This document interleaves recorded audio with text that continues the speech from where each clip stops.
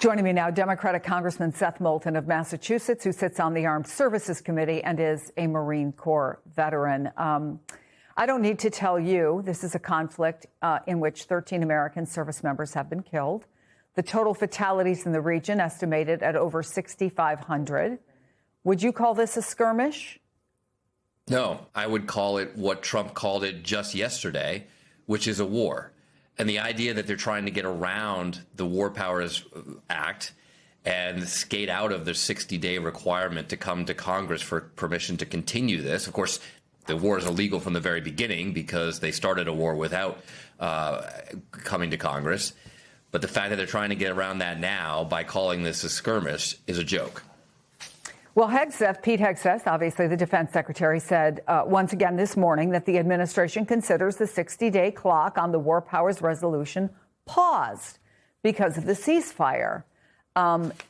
Is there anything in the latest developments that you think would disabuse someone of that notion?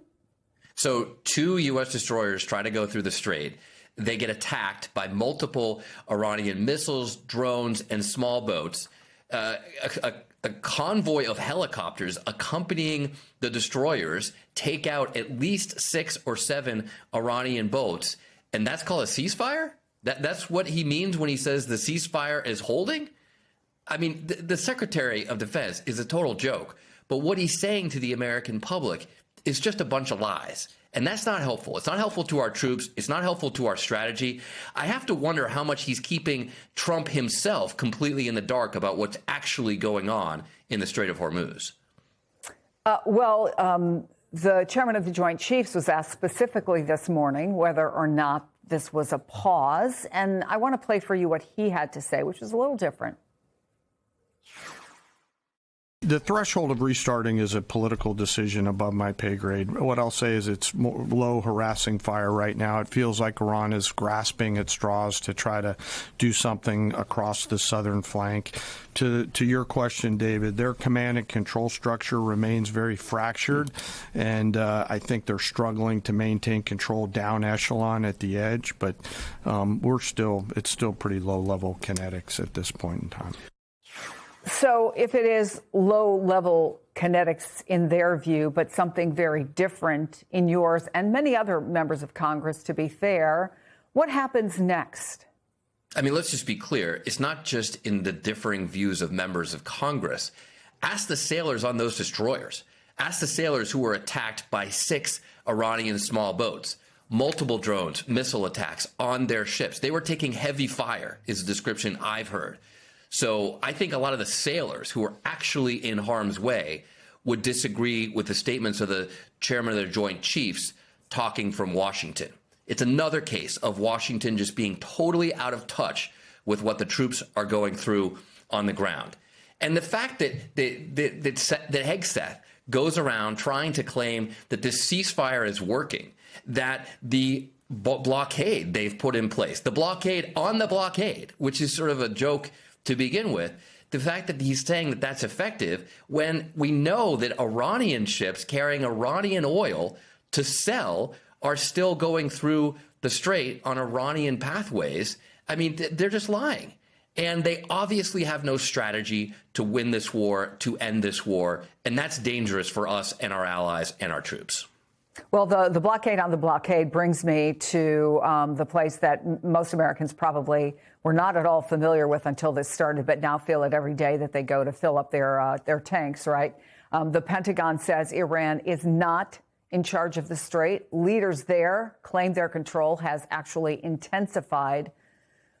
Where do you place what's happening in the Middle East right now? And in particular, I'm sure to the interest of your constituents and voters around the country, who does control the Strait?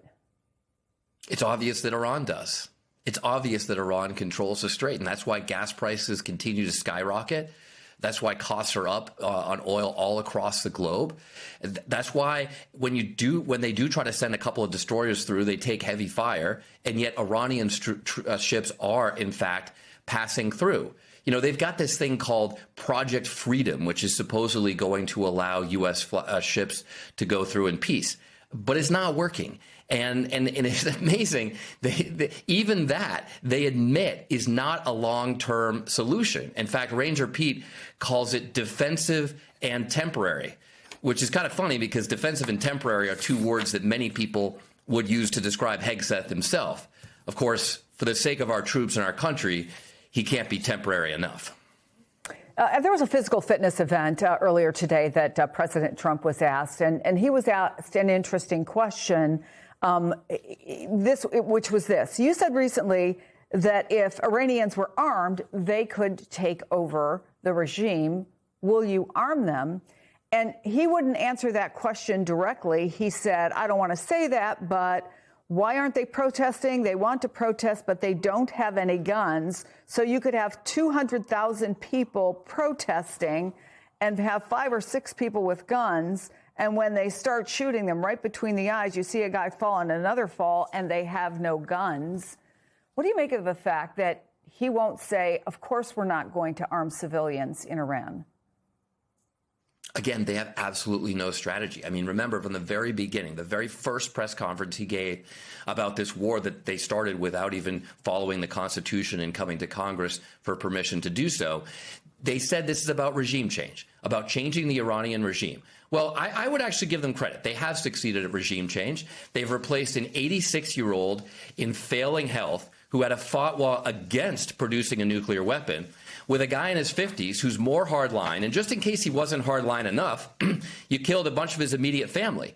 And there's a lot of reports that he wants to pursue a nuclear weapon.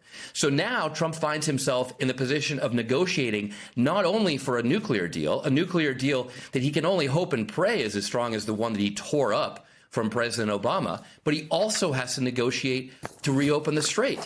I mean, for 50 years under the Islamic Republic, the Ayatollahs have controlled Iran, and successive U.S. presidents have succeeded in preventing them from getting a nuclear weapon without starting a war, and none of them allowed Iran to close the Strait. So it's not a good thing for the United States of America that Iran is winning this war, but that's what's going on right now, and people need to understand that, to grasp just how dangerous and incompetent Trump and Hegseth truly are.